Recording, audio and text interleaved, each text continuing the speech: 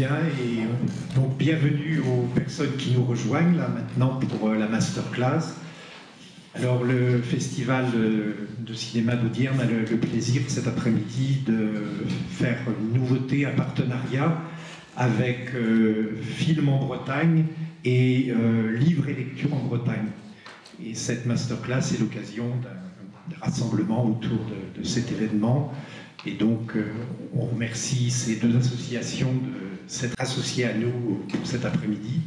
Et donc, on vous propose, autour de Alain Naoum, que vous avez découvert, qui est réalisateur et photographe, et Anne-Louise Trévidic, que nous avons plaisir à retrouver.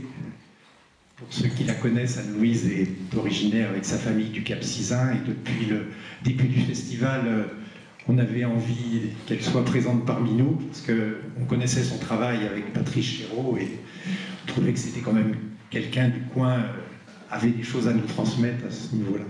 Voilà. Donc merci Anne-Louise d'être là. Et puis Christian Riot, donc vous serez je crois qu'on appelle le modérateur ou l'animateur de cette masterclass, et vous êtes éditeur, je crois. Vous l'avez été. Et vous avez travaillé à Livre et Lecture en Bretagne aussi, ça que vous avez été. Donc vous nous expliquerez. Voilà, donc on vous laisse la parole pour cet après-midi, et encore merci de votre présence. Merci donc d'abord pour cette introduction. Merci aussi aux organisateurs du festival. On ne vous voit pas dans la salle, donc c'est un peu étonnant. Donc on ne sait pas du tout s'il y a beaucoup de monde ou pas. Voilà, peut-être tout à l'heure on aura le droit de vous voir, et on pourra aussi interchanger. Donc je sais pas, on a l'impression qu'il y a quelques monde, un petit peu de monde dans cette salle quand même. Donc merci d'abord d'être présent par ce bel après-midi quasi d'été en tous les cas, très très chaud. Voilà, donc effectivement on va pendant quelques heures, enfin quelques minutes en tous les cas, parler de cette question de l'adaptation des romans au cinéma. En fait, je pense qu'on va surtout parler de narration, tout simplement, de la façon dont on raconte des histoires sur des supports différents. Et pour ce faire, effectivement, on va avoir deux points de vue, on va dire, différents, complémentaires. Celui, comme on l'a dit tout à l'heure, d'Anne-Louise Trévidic, qui est scénariste, qui a donc à son actif un certain nombre de scénarios, et notamment travaillé pendant un bon moment avec Patrice Chéreau, puisque elle travaille sur 4 films en fait différents, et on parlera peut-être plus précisément d'ailleurs de 2 films qui sont des adaptations. Donc il s'agit de Intimité, qui est adapté donc de 2 livres en fait de Hanif Kureiski, et donc un écrivain anglo-indien, et l'autre adaptation qui est une adaptation d'une nouvelle de Conrad qui s'appelle Le Retour, et le film lui s'appelle Gabriel. Donc d'ailleurs on reviendra peut-être sur cette question du titre, puisque ça dit quelque chose aussi sur le passage à l'adaptation. Voilà, je vous laisserai compléter la présentation que je peux faire de vous, parce que là aussi c'est un cadrage, et en général un peu faux toujours quand on essaie de présenter les gens de manière rapide de cette façon-là. Donc vous pouvez aussi vous présenter et peut-être compléter ce que je viens de dire, de façon à ce qu'on sache un petit peu d'où on parle, comme on dit. Et puis Alain Naoum, vous avez vu un tout petit bout du travail tout à l'heure, qui est tombé dans le cinéma, si j'ai bien compris, assez petit, puisque son papa déjà était dans ce secteur-là et avait été donc assistant réalisateur, et puis a réalisé aussi plusieurs films. Donc il a lui-même assez vite intégré cet art-là, par le biais de l'IDEC, qui est l'ex-IDEC, qui est maintenant la FEMIS. Il a été donc assistant réalisateur, et puis réalisé énormément de films pour la télévision notamment, des choses aussi dans des séries comme Cinéma, des documentaires aussi. Et puis on va peut-être se parler même très certainement parler de manière beaucoup plus précise d'un travail d'adaptation qu'il a pu faire d'un roman de Patrick Modiano. Patrick Modiano, qui n'est pas un romancier réputé pour être facile à adapter, puisqu'on dit qu'il est... les lecteurs ont souvent le sentiment qu'il s'agit plutôt d'un écrivain d'ambiance, d'atmosphère, de lieu, etc., plutôt que de personnages. Et donc l'adaptation en question, il s'agit d'un roman qui s'intitule « Un cirque passe » et dont l'adaptation s'intitule en fait « Des gens qui passent ». Voilà. Première question que j'ai envie de vous poser avant qu'on parle de la question de l'adaptation, c'est juste une question assez banale, mais qui peut être intéressante justement pour compléter cette présentation. Qu'est-ce qui vous a conduit, et l'un et l'autre, en fait, d'une part, alors, pour Alain, je crois comprendre que la question de la famille est un peu importante, mais peut-être pour vous aussi quand même. Qu'est-ce qui vous a conduit d'abord vers le cinéma, mais au-delà de ça, vers le fait d'être réalisateur, ou vers le fait d'être, comme vous, scénariste? On reparlera aussi du métier. On a parlé avant, pour préparer cette rencontre de cet après-midi, de la question du métier de scénariste, qui je crois est un métier qui, pour le grand public, est très très inconnu. Et donc je pense que ça peut être intéressant qu'on puisse le faire un tout petit peu plus connaître. Donc voilà, qu'est-ce qui vous a amené en fait déjà à aller dans ce sens-là, enfin dans tous les cas, à être l'un réalisateur et l'autre scénariste? Peut-être Anne-Louise.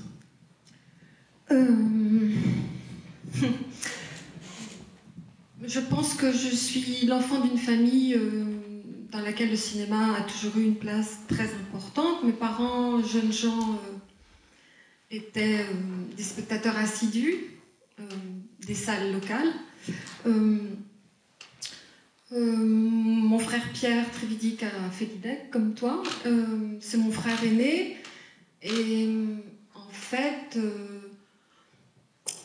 je pense que du coup, comme Pierre avait fait des études de cinéma, j'ai pensé que ce serait assez tard d'en faire moi-même et que je ne devais pas du tout m'intéresser à ça, même dans une espèce de répartition des polarités et des domaines. Et puis, donc je suis devenue professeure d'anglais, mais j'ai été rattrapée par le col, en fait. Et... avant que j'étudie l'enseignement, en fait, je me suis posé la question, qu'est-ce que tu vas faire, ma fille, si tu t'en vas? Et la seule chose qui m'intéressait vraiment, c'était d'écrire pour la radio, ce qui n'est pas un métier en soi, mais qui racontait un truc, c'est que j'avais envie d'écrire. Mais c'était pas un truc simple à se dire, donc bon. Et quelqu'un, une productrice à qui j'en ai parlé, 18 mois après cette conversation, m'a appelé pour me proposer d'écrire un scénario. Je n'en connaissais ni les tenants, ni les aboutissants, ou en tout cas imparfaitement. Et j'ai réfléchi une nuit, je me suis dit, si je rate, personne ne va mourir, moi non plus, etc. Et voilà, et j'ai découvert en le faisant un travail qui m'a semblé absolument merveilleux, parce que c'est écrire pour quelqu'un, c'est écrire dans un certain cadre, c'est être toute une bande en fait pour fabriquer quelque chose. Et voilà, j'ai trouvé ça épatant. Bon, moi, c'est un petit peu plus simple. C'est-à-dire que mon père, qui est né au Caire et qui est arrivé en 1945 à Paris, devait être ingénieur agronome et il n'a pas été passé ce concours-là. Il a préféré passer l'IDEC qui venait s'ouvrir et il a fait du cinéma. Et comme il n'était pas très intégré à l'époque, il a rencontré des cinéastes blacklistés américains, parce que lui-même était d'origine juive, qui étaient John Berry, des scénaristes qui étaient Ben Barsman. Et moi, j'ai vécu dans ce milieu-là, petit garçon. Et donc, très, très tôt, j'allais sur les plateaux, je regardais les choses. Donc, j'étais certainement influencé par ça. Et puis après, il s'est passé quelque chose de particulier, c'est que j'ai mélangé la méthode globale à l'école avec la méthode traditionnelle et que j'arrivais ni plus à lire ni à écrire. Et qu'à ce moment-là, je me suis intéressé beaucoup plus au visuel, donc à faire de la photographie, au dessin, au tableau, etc. Puis après, j'ai récupéré, des années plus tard, un petit peu l'écriture, mais à ces moments-là, ça a été une formation. Et de là, ça a découlé tout seul. Et un jour, mes parents sont partis, j'ai utilisé la maison, j'ai fait un court-métrage qui a plu, qui a eu un petit prix.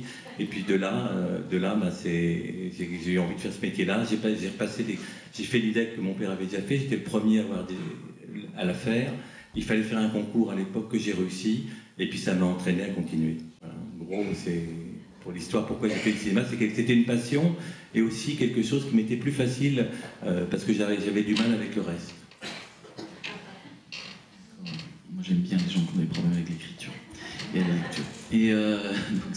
c'est un point aussi qui va céder notre relation. Voilà, on peut dire comme ça, je ne sais pas si on a bien répondu, mais voilà, c'est bien de répondre.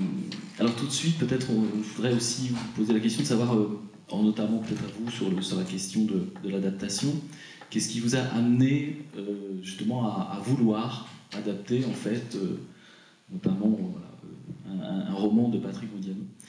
Alors c'est une question qu'on se pose, alors moi, étant plus habitué en fait à la question de la littérature et du livre, et on s'aperçoit aujourd'hui, alors je les ai oubliés les chiffres, mais je sais qu'il y a dans les chiffres énormément d'adaptations aujourd'hui en fait d'ouvrages, et c'est vrai qu'on se pose toujours la question de savoir ce qui fait que voilà, des cinéastes, des réalisateurs ont envie tout à coup de prendre une histoire ou d'adapter en fait un roman, etc.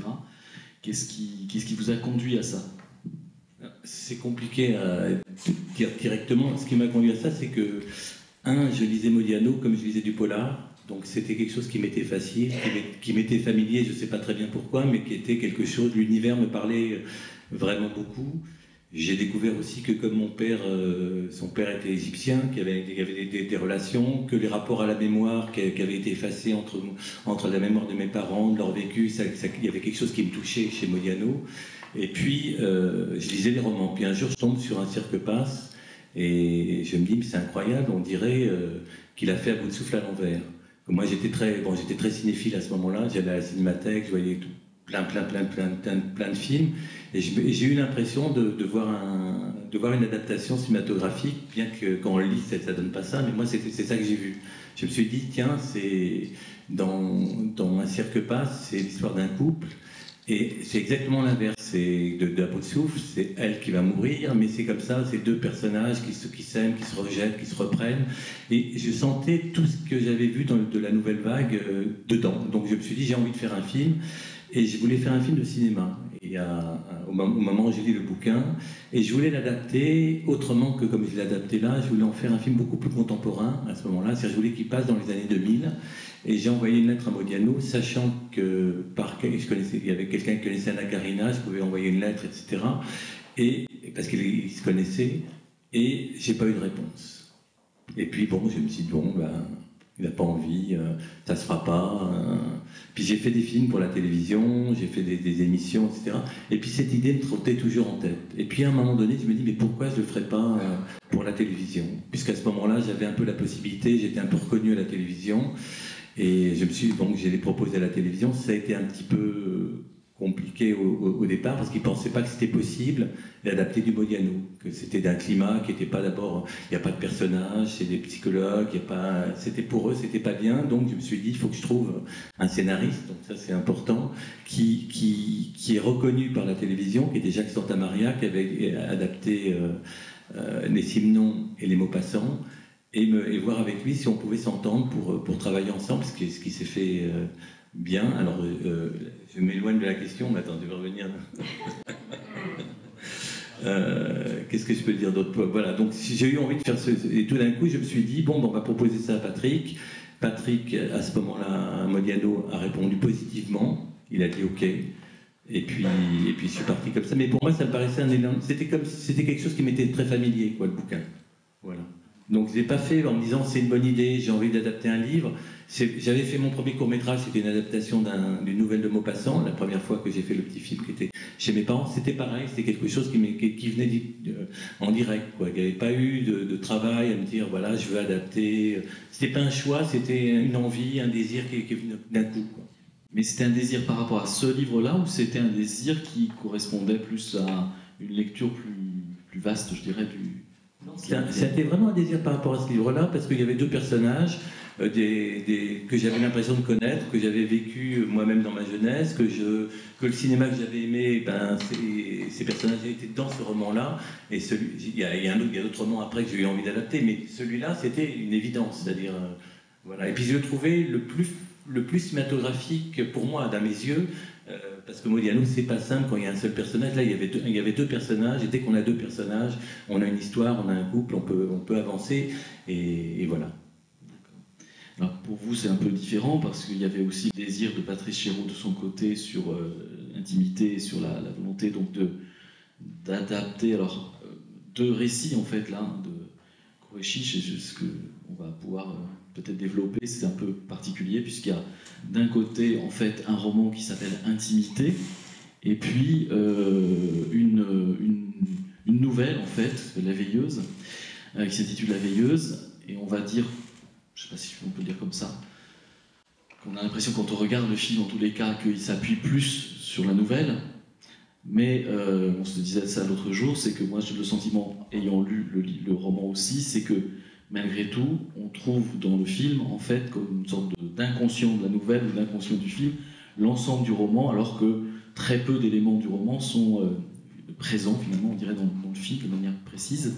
Donc comment ça s'est passé, voilà, comment vous êtes arrivé avec Patrice Chéreau à l'idée de ces adaptations de ces deux récits? La question de l'origine est toujours intéressante parce que, en fait, au moment d'Intimité, au moment du début de ce chantier d'écriture en tout cas, Patrice Chéreau était encore en montage du film précédent, Ceux qui m'aiment prendront le train, qui était un sujet original.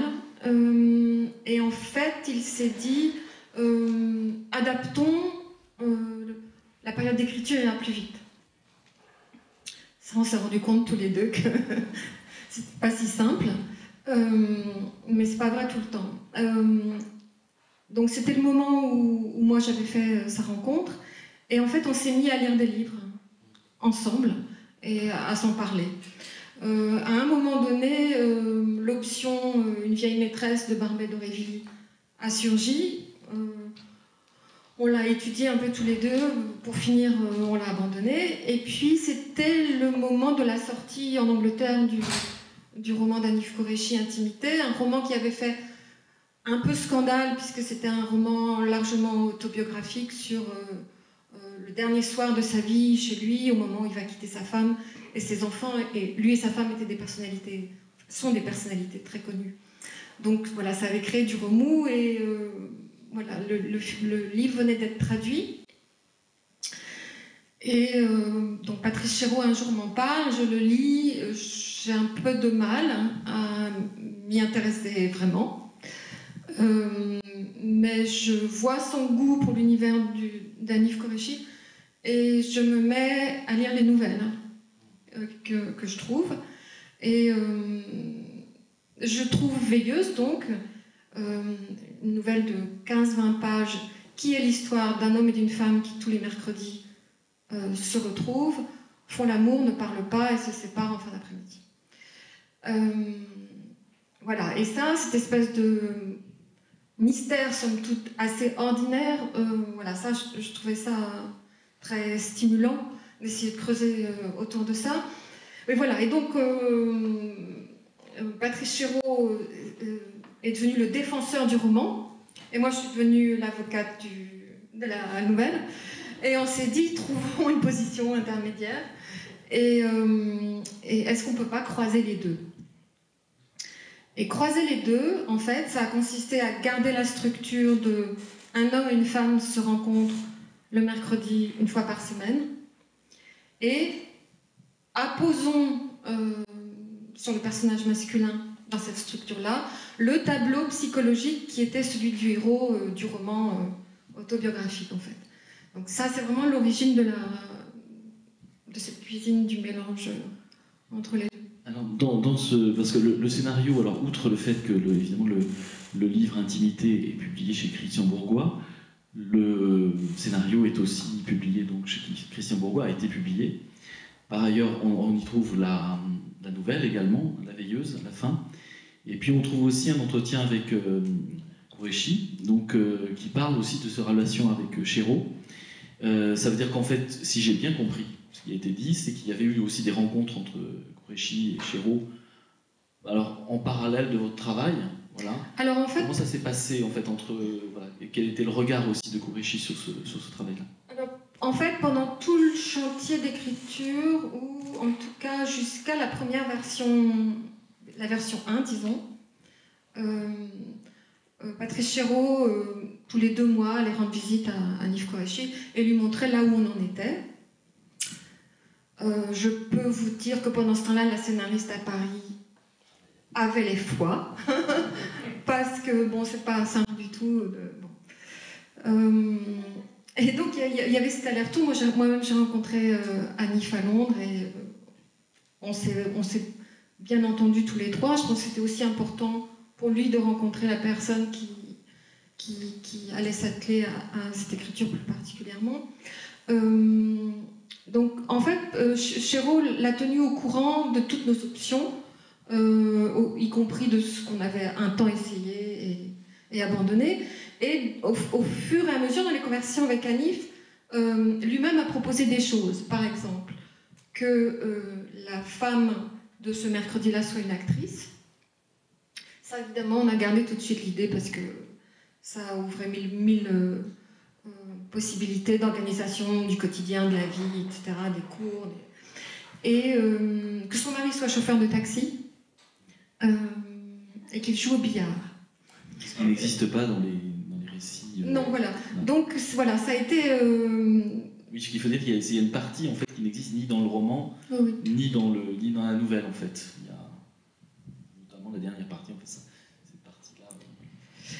Mais du coup, je crois que, et pour Intimité et pour Le Retour, on est plutôt du côté d'adaptation libre, parce que, voilà, c'est pas une adaptation à la lettre du livre de départ, et ça, on pourra en reparler aussi un peu plus tard, parce que je l'évoquais avec Christian Riolo l'autre jour. En fait, Patrice Chéreau, par son parcours d'homme de théâtre, de metteur en scène, avait un rapport direct, immédiat au texte, tout texte est comme un pied d'appel pour lui, en fait.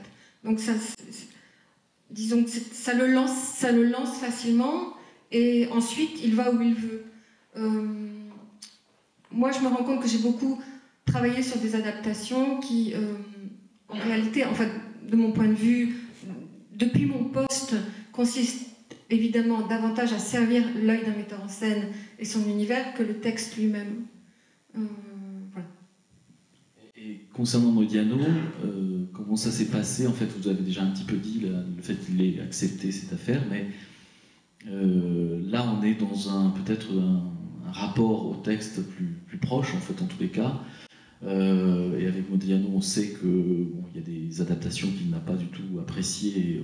Voilà, donc il y avait peut-être aussi cette angoisse d'être effectivement, de ne pas trahir en tous les cas le texte, ou de ne pas avoir autant de liberté, je ne sais pas, que ce qui a été le cas pour...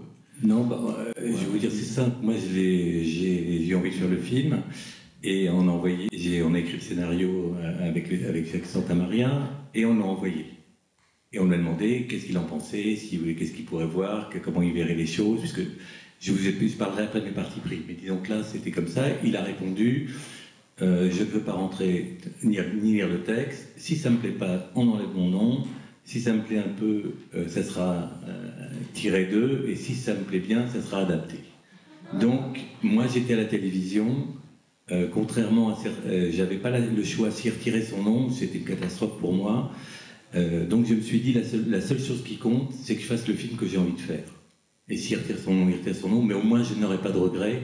Donc je ne me suis pas posé les questions d'être de bien ou mal adapté. Je me suis juste posé la question comment je voulais l'adapter et comment le faire. Alors il y a Marguerite Duras qu'on connaît bien, qui dit toujours une adaptation, c'est une vision pour toujours unique. C'est-à-dire que c'est vrai que quand on fait une adaptation, on la fait d'un point de vue subjectif. Quand on lit un roman, chaque lecteur voit l'histoire à sa manière.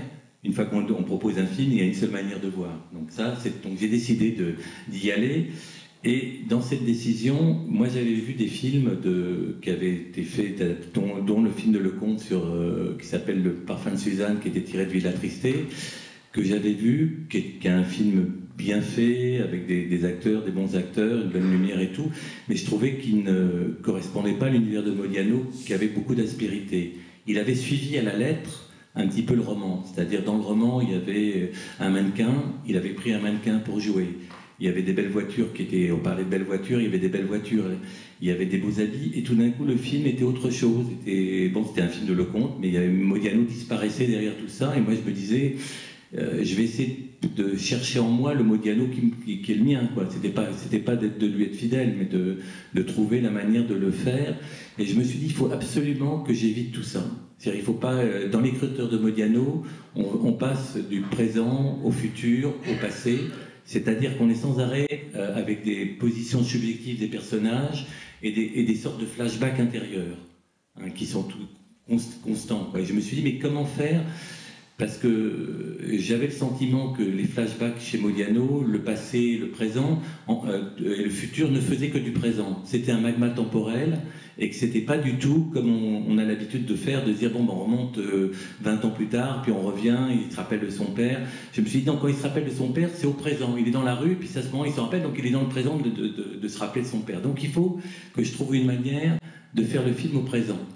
Donc j'ai beaucoup réfléchi, parce que l'écriture n'était pas du tout, donnait pas ce ton-là, et je me suis dit, bon, ben, la seule manière, c'est que j'ai eu envie, en tout cas, j'ai trouvé l'idée d'inventer un petit film dans le film, c'est-à-dire de me dire, si je regarde une photo aujourd'hui de ma grand-mère, par exemple, ben, je la vois au présent, hein, c'est pas du passé. Donc s'il y a un film qui se déroule dans le présent, ça sera le passé des personnages sera dans le présent.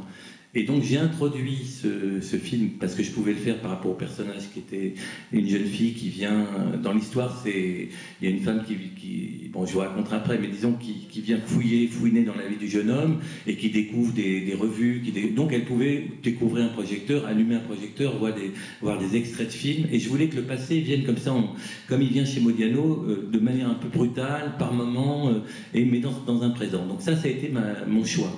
Donc ça c'est un élément, donc je ne me suis pas posé autre chose que ça.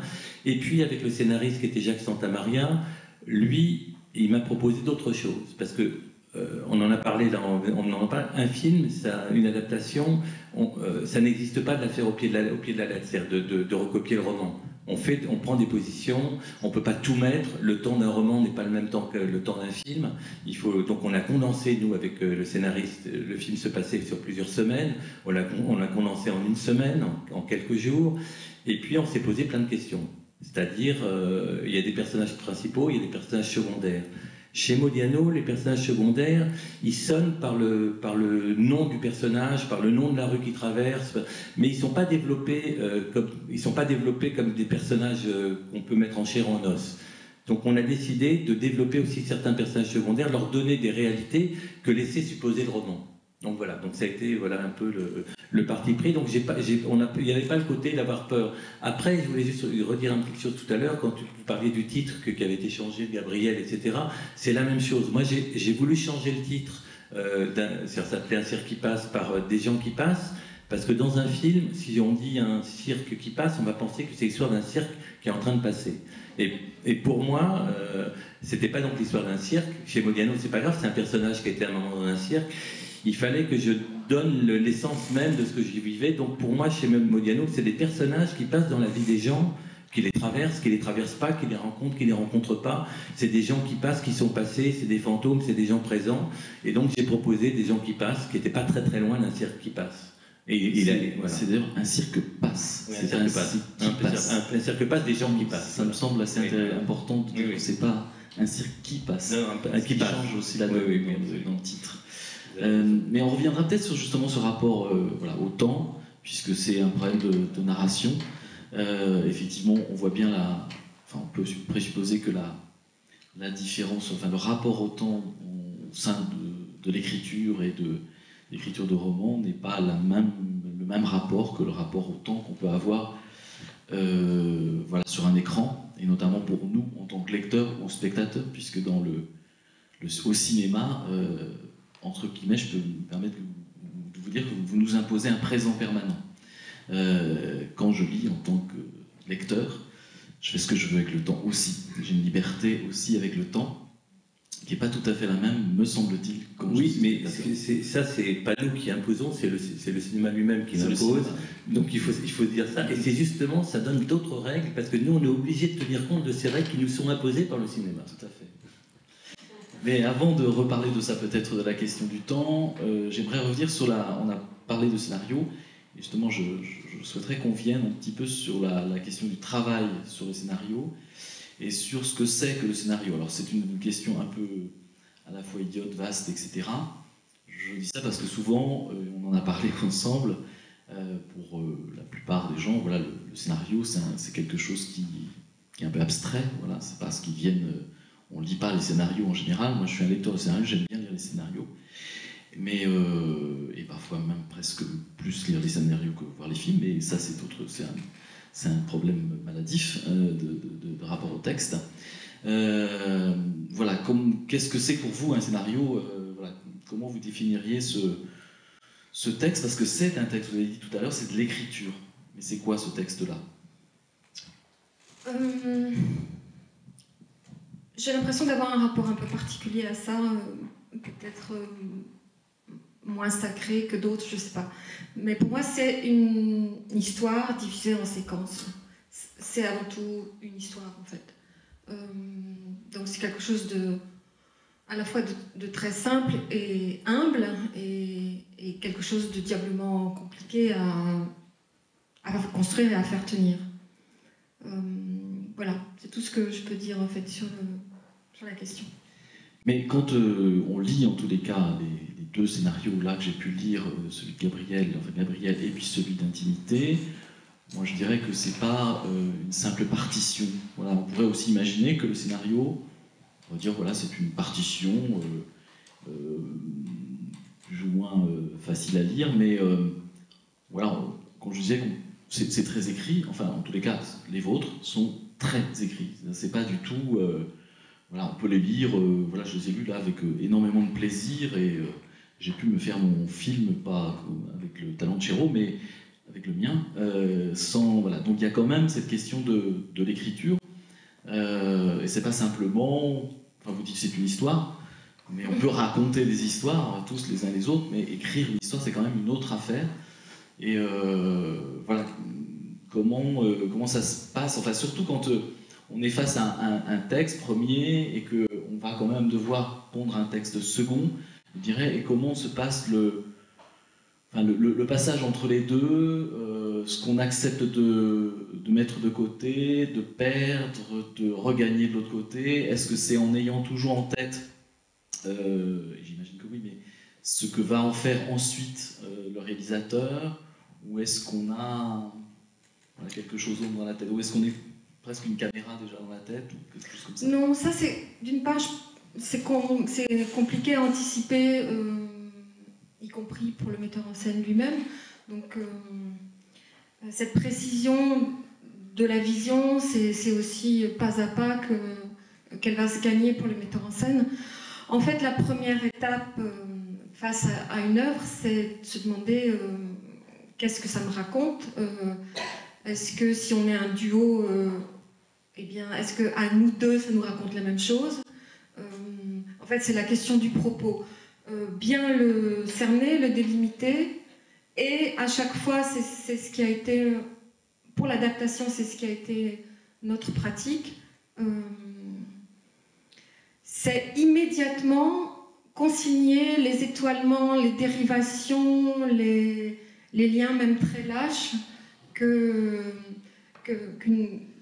2 ou 3 lectures, et ensuite on pose le livre, on ne le regarde plus.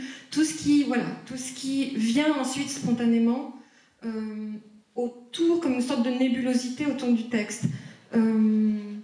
Essayer d'attraper toutes les idées qui sont encore très en mouvement dans cette première phase-là. Pour moi, c'est la phase la plus importante, en fait, de tout scénario même.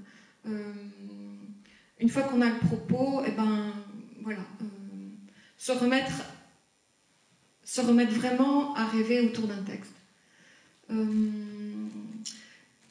Jamais nous, avec Patrice Chéreau, puisqu'il en est question, jamais nous n'avons découpé le texte en parties, en actes, ni rien. Ce que nous avons découpé en parties et en actes, c'était déjà autre chose, en fait.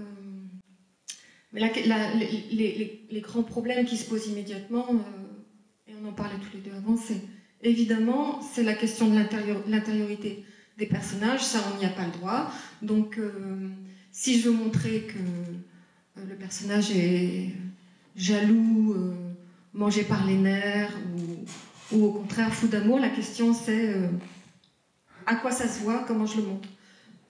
ce qui est là tout à fait vrai pour la nouvelle de Conrad, Le Retour, qui est un récit à la troisième personne pour Conrad, qui raconte effectivement une histoire de tromperie, de jalousie, et on est vraiment que dans l'intériorité, en fait, en plus d'un seul personnage.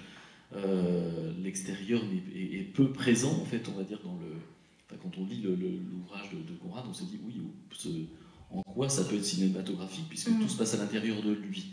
Et donc, quand je disais qu'il y avait là une petite astuce, entre guillemets, et qu'on peut voir dans le changement de titre, c'est que dans cette histoire de tromperie, il y a un homme et une femme. Donc on voit essentiellement l'homme dans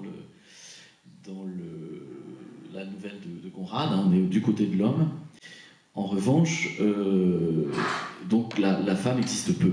Voilà, il y a vraiment quelques mots à l'intérieur de ça. Et pourtant, dans le scénario, dans le film, ça s'appelle Gabrielle parce que là, elle devient centrale.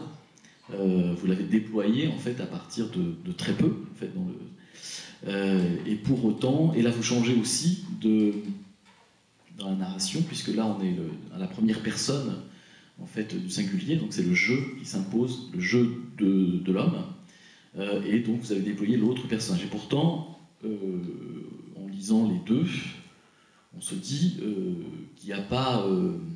Enfin, on pourrait parler d'adaptation-trahison, on en parle souvent quand il s'agit d'ailleurs de traduire des romans. Et on ne sent pas, enfin en tout cas j'ai pas senti de trahison, j'ai bien senti qu'on retrouvait en fait la question d'intériorité du personnage, mais il me semble que c'est à travers le personnage de Gabrielle. Bon, comment ça s'est... Voilà, j'imagine que vous n'êtes pas arrivé en fait à cette solution-là de manière évidente, simple Non, oui, c'est toujours un drôle de travail de décantation. La nouvelle de Conrad est une nouvelle très singulière dans sa production. C'est en fait la dissection de l'âme d'un bourgeois londonien du début du XXe, dont la caractéristique première est la vanité, et sans doute aussi, allant avec elle, la bêtise. C'est un portrait au vitriol, vraiment. Conrad est comme un entomologiste et il a vraiment son personnage est un papillon sous vitre. Voilà, c'est un portrait terrible d'un homme et ce portrait pose une question très simple, c'est comment aller le repêcher en fait. Comment faire un personnage digne d'intérêt avec lequel on va passer 1h30 voire 2 heures, etc. Donc ça c'était déjà un sujet. Je pense que ça peut valoir le coup de revenir à l'origine du projet. Au moment où le chantier d'écriture de Gabrielle a été lancé, en fait, Patrice Chéreau était dans la tentative de production d'un gros projet qu'il avait sur Napoléon, qui était Napoléon à Sainte-Hélène. Un projet pharaonique et donc compliqué à monter. Et en fait, dans les semaines où Patrice Chéreau s'est rendu compte que ce serait sans doute reporté, voilà, il s'est dit, il m'a dit, faisons un film vite. D'accord, j'étudie une voix blanche. Il faut savoir qu'Intimité, on l'a écrit pendant 3 ans. Voilà, donc ça me semblait pas gagné. Voilà. Donc on a eu cette conversation en janvier. Il m'a dit tiens, lis la nouvelle. Lis la nouvelle et puis aussi j'ai dit à Isabelle Huppert que j'aimerais bien travailler avec elle là. Donc voilà, est-ce qu'on peut... Voilà. Je vous raconte ça parce que souvent ce sont des arguments qui ne sont pas liés, enfin, qui sont liés à d'autres choses qui président à la jeunesse d'un chantier. Isabelle Huppert avait la consigne de ne pas lire la nouvelle, ce qui était sage, parce que dans la nouvelle, en fait, la femme a une réplique. Et c'est tout. Donc, Voilà, donc en fait, la nouvelle présentait aussi cet avantage d'être un huis clos, donc ça voulait dire un seul décor, autant de temps qu'on voulait, parce que ce serait forcément moins cher. Donc le but, c'était un seul décor à tourner en juillet, on était en janvier. Et on a réussi à le faire.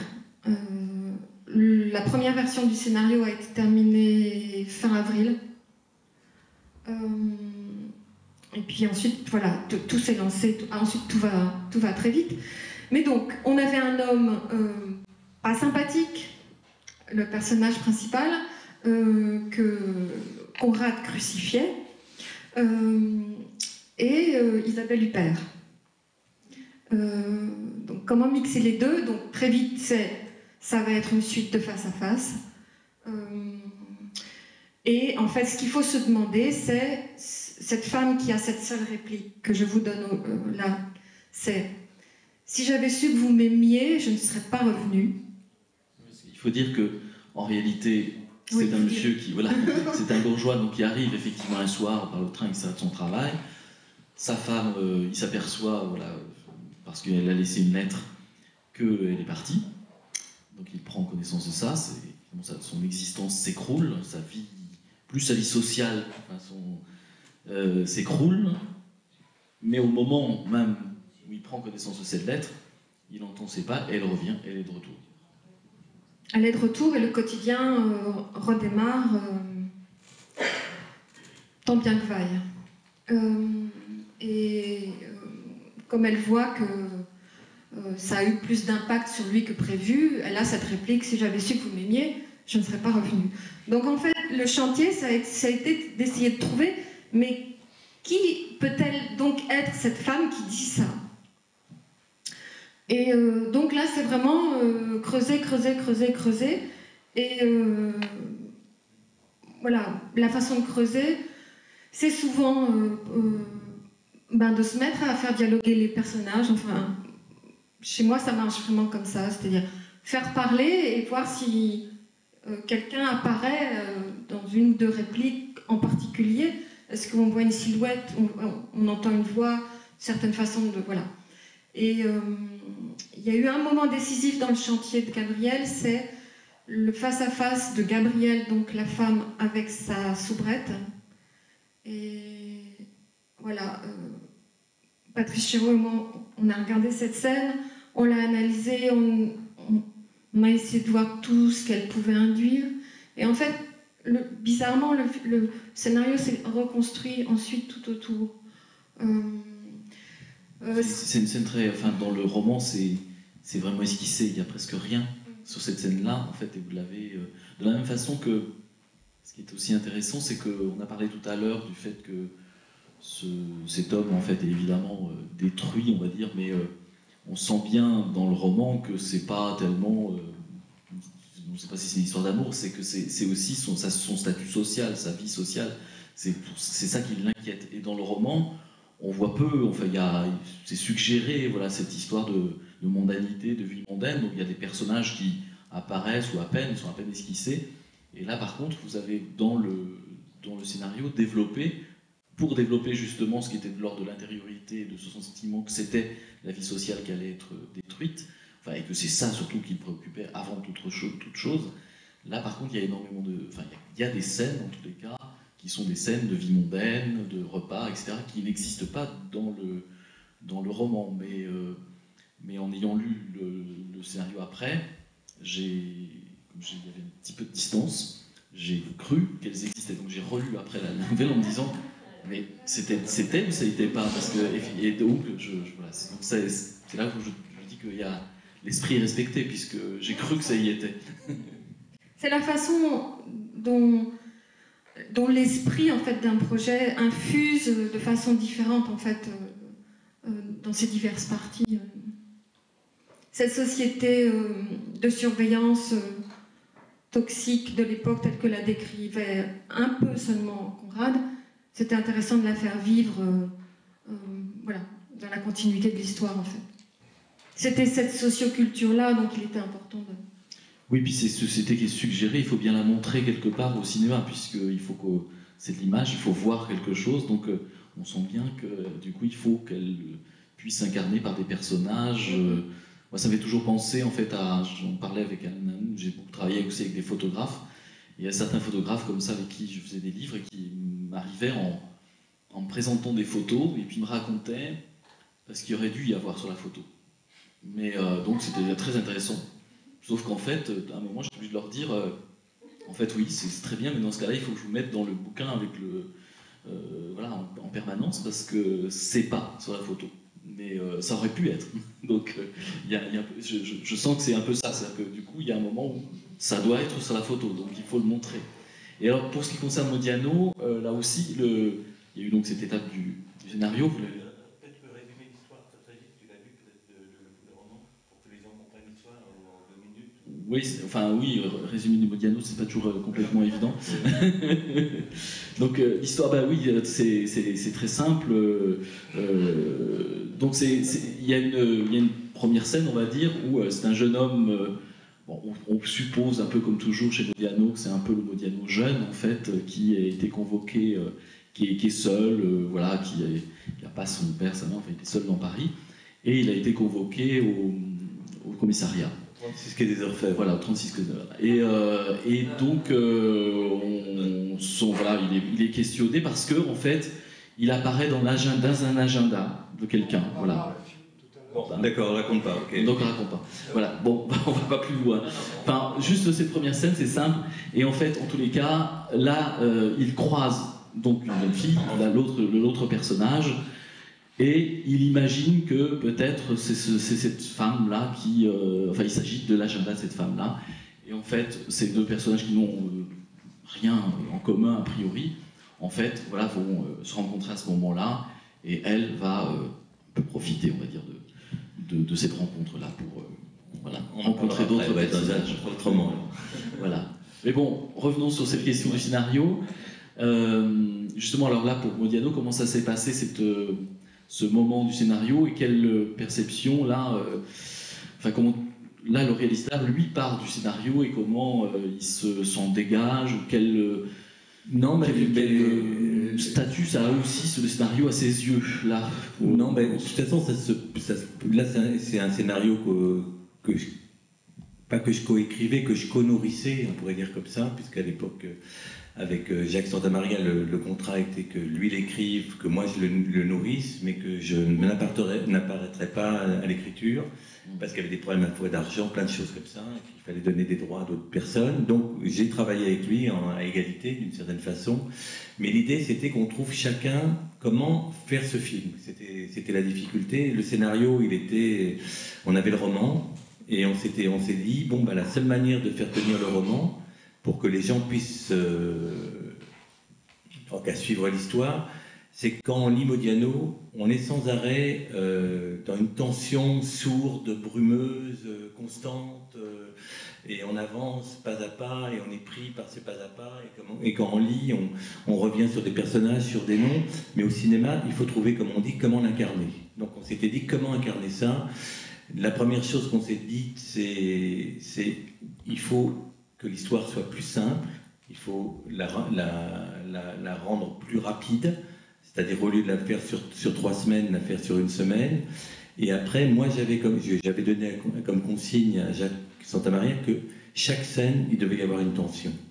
Une tension indicible, mais une tension, sinon, personne ne regarderait le film, personne ne regarderait l'histoire. Et donc, comment trouver cette tension-là? Ça a été la question. Donc on a écrit en pensant à ça, donc on a eu trois points de vue, 3 choses qui ont été importantes. On s'est dit, c'est marrant, au fond, le livre, il est comme un roman noir.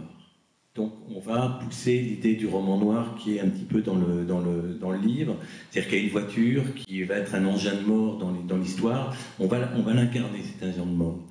Il y a des policiers qui arrêtent les voitures, donc quand on lit Modiano, on sait que c'est la guerre d'Algérie qui est derrière, on s'est dit, il faut la signifier un petit peu, et ainsi de suite. Donc on a signifié tous les personnages en leur donnant de la force et du caractère qui était déjà chez Modiano, mais en les condensant. Voilà, ça a été le... Alors évidemment, c'est Jacques Santamaria qui écrivait, qui me faisait lire, et moi je lui disais des choses à chaque fois qui dis tiens, là je chante pas, je vois pas comment attendre la scène est un peu molle, c'est vrai que c'est Modiano, donc comment faire? Alors je savais que j'avais recours après à la lumière, au cadrage, aux acteurs, à la caméra, mais sur le scénario, je tenais que le scénario tienne vraiment le coup. Donc on a écrit un scénario qui nous a plu à tous les deux et qui était très proche de Modiano, mais avec des choses complémentaires. C'est-à-dire, il y avait un personnage secondaire qui était une fille qui fait du striptease qu'on voyait vaguement, et on en a fait un personnage plus compliqué, qui va se mettre à chanter, qui est tenu par un autre personnage. On a fait mourir le personnage qui s'occupait du petit garçon, parce que dans ma thèse à moi, c'est que si le père était revenu en France, quand on verrait le film, il aurait été descendu, donc je me suis dit, donc son associé sera descendu, etc. Donc on a cherché les choses inconscientes que produisait Modiano, et on les a intégrées dans les développements des personnages, si on peut dire comme ça. Donc ça a été un petit peu le travail, voilà. Après, je peux dire plein de choses, mais voilà, ça c'est Et puis, l'idée du petit film. Ce petit film qui venait ponctuer. Oui, le petit film, en fait, ce sont des films donc tournés, enfin censés tourner à l'époque du père du personnage, qui permettent en fait de réintroduire en fait. Dans l'histoire, c'est tout ce qui est les flashbacks. Donc il y avait des flashbacks avec le père, mais je voulais pas faire les flashbacks tels qu'ils étaient écrits. Je voulais simplement montrer que le père était quelqu'un qui avait, dans le bouquin, c'est quelqu'un qui a fait des malversations, qui a disparu de France, qui a eu une société un peu bizarre, qui rencontrait des gens bizarres dans Paris, etc. Donc ça m'intéressait.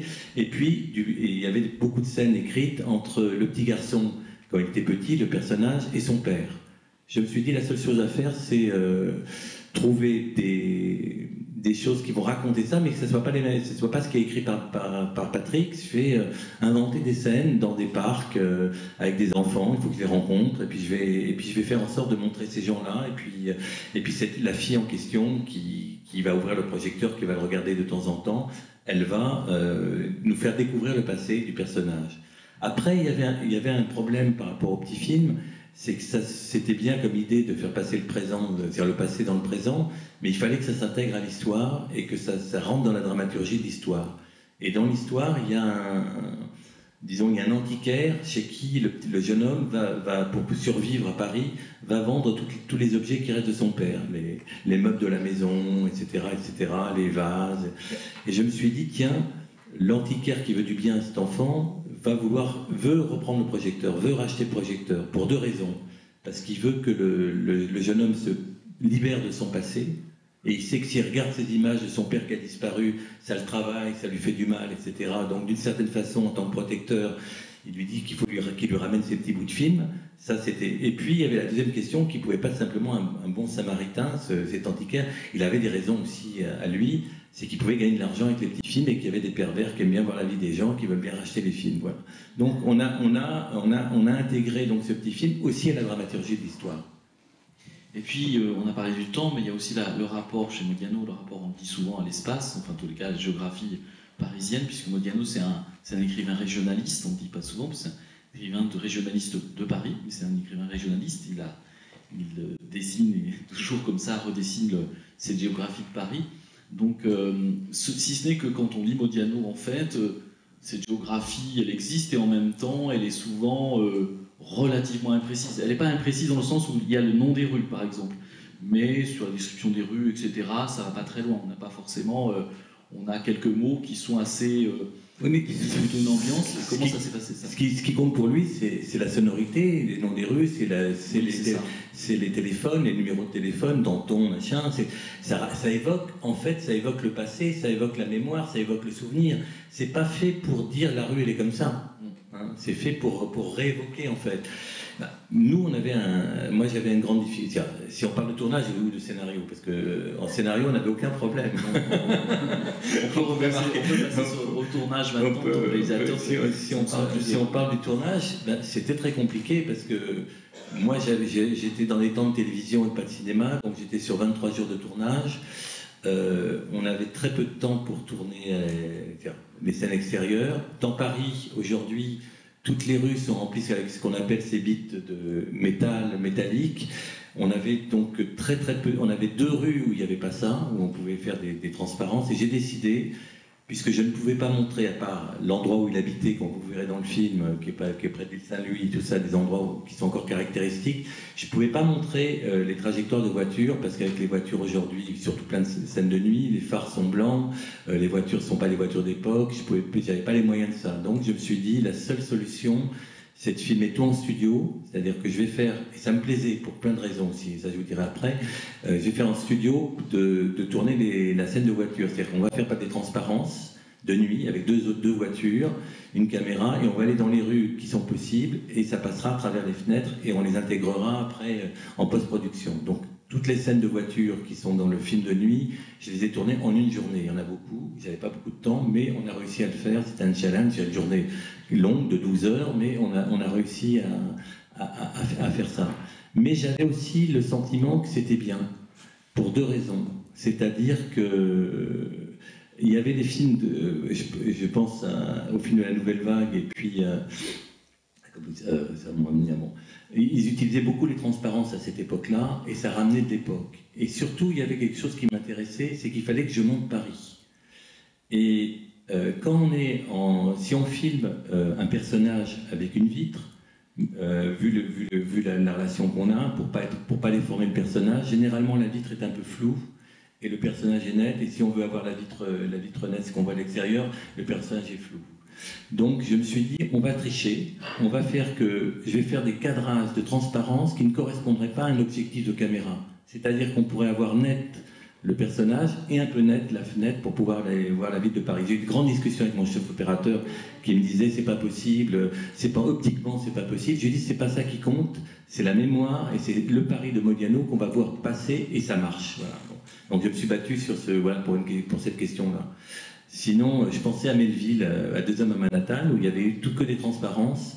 Et on a beaucoup pensé, parce que ce qui était important, et ça c'était un accord qu'on avait avec le scénariste, c'est qu'on n'avait pas envie de faire c'est un film qui se passe dans les années 60, et on n'avait pas envie de montrer les années 60 que par un meuble ou par un journal. J'avais envie de remontrer les années 60 pour montrer comment elles avaient été filmées dans les années 60, comment filmer Melville, comment filmer Alain Resnais, comment filmer ces gens-là, qui étaient une manière différente de filmer, les plans séquences étaient un peu différents. Donc j'ai travaillé énormément à ça pour reconstituer un petit peu ces années-là. Voilà, en gros, si on pourra rentrer, s'il y a des questions, rentrer plus directement, mais comme on ne voit pas le film, c'est un peu embêtant. Alors, une transparence, si vous ne savez pas ce que c'est on envoie, en fait, on met la voiture sur un fond bleu ou un fond vert, sur les vitres sont vertes, et on incruste les images qu'on a filmées dans les vitres. C'est-à-dire après, en post-production. Donc on filme les acteurs, et puis les vitres sont bleues ou vertes, et puis à la place du bleu et du vert, c'est remplacé par l'image qu'on a filmée. Et on a l'impression que la voiture roule.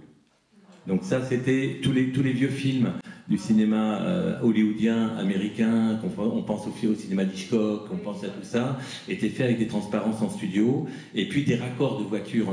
On faisait des raccords avec des passages de voitures. Mais quand on était avec les comédiens, parce que ça coûtait cher, il fallait le maquiller, à l'époque il n'y avait pas de lumière, etc., on faisait de la transparence. Aujourd'hui, on fait autrement, mais moi j'étais très content de ça parce que ça reproduisait quelque chose qui amenait quelque chose au style de ce que j'avais envie de faire à ce moment-là. Donc c'est du cinéma, quoi, en fait. C'était pas du vrai. Il y a aussi quelque chose, je trouve, enfin, vous verrez le film, mais qui est très réussi, parce que chez Modiano, il y a toujours, je reviens sur le temps, mais aussi l'espace, c'est-à-dire que, tu parlais tout à l'heure du passé, mais j'ai l'impression que chez Modiano, en fait, c'est un peu comme une concentration plutôt du temps, notamment entre la Seconde Guerre mondiale et les années 60, on a toujours l'impression que c'est un peu quelque chose qui se superpose en permanence.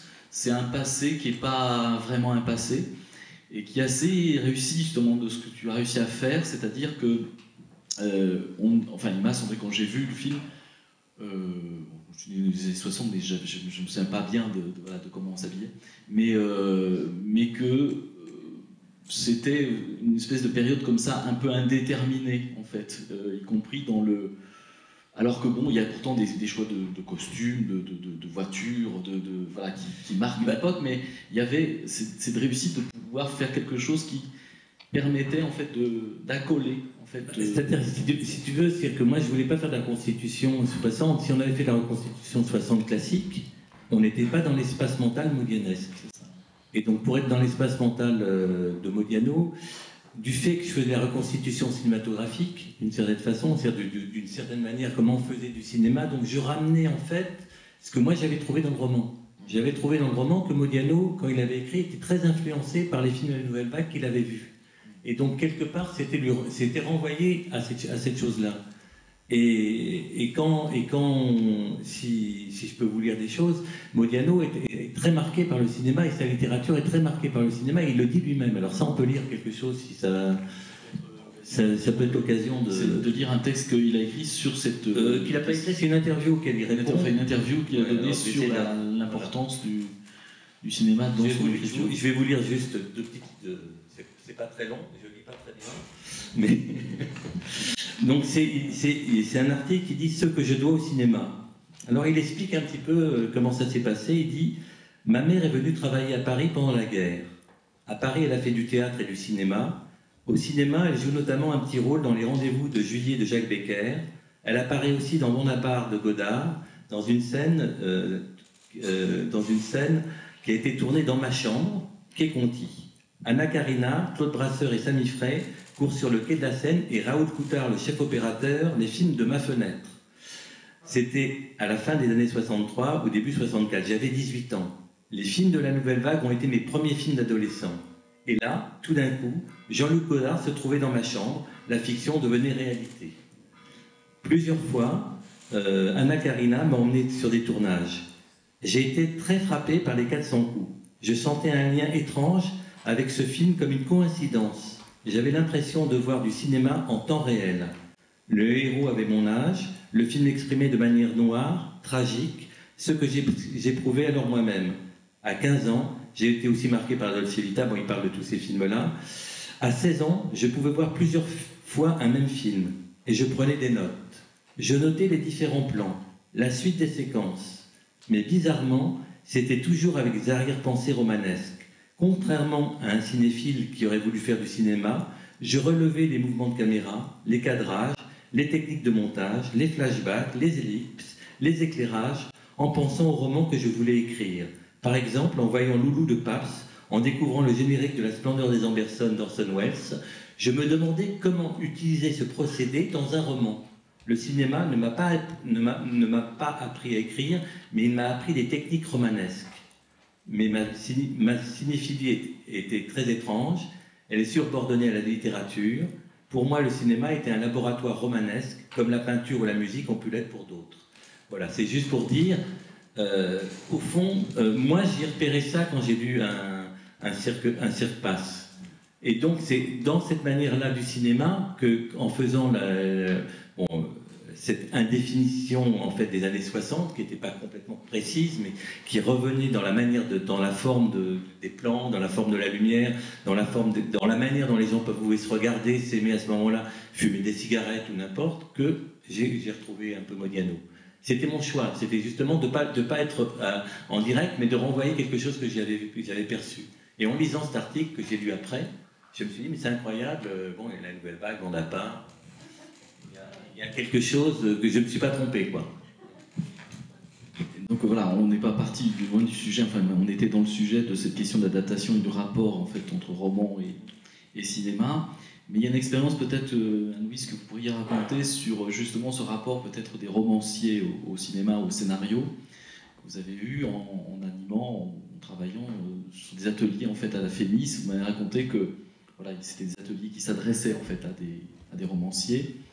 Et la perception peut-être qu'ils avaient aussi de votre travail de scénariste, qui me semble aussi intéressant peut-être à redire, et l'écart qu'il pouvait aussi y avoir entre la manière dont eux percevaient voilà, leur écriture, leur façon d'écrire, leur rapport au texte qu'ils pouvaient avoir, et vous, dans le sens, enfin c'est un très bref résumé de ce qu'on a pu se dire d'autres jours, mais où il y a, vous le disiez, dans votre travail, en fait, l'idée de quelque chose de très collectif, voilà, d'un travail qui va passer sous le regard de plein de gens, enfin, voilà, qui vont voilà, l'apprécier ou pas, et pas simplement, je parle des lecteurs qui sont loin, mais voilà, de gens.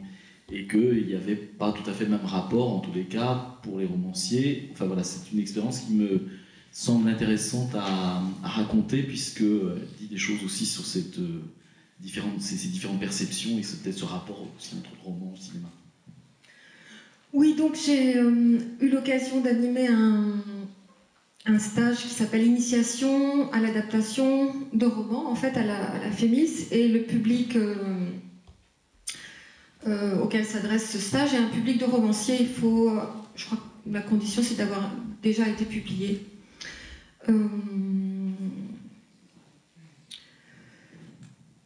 Ma tâche au sein de cet atelier, en fait, c'était de communiquer le plus simplement possible aux stagiaires le nécessaire travail sur la chronologie et le nécessaire travail aussi sur l'intériorité des personnages, tout ce qui serait le off de l'histoire.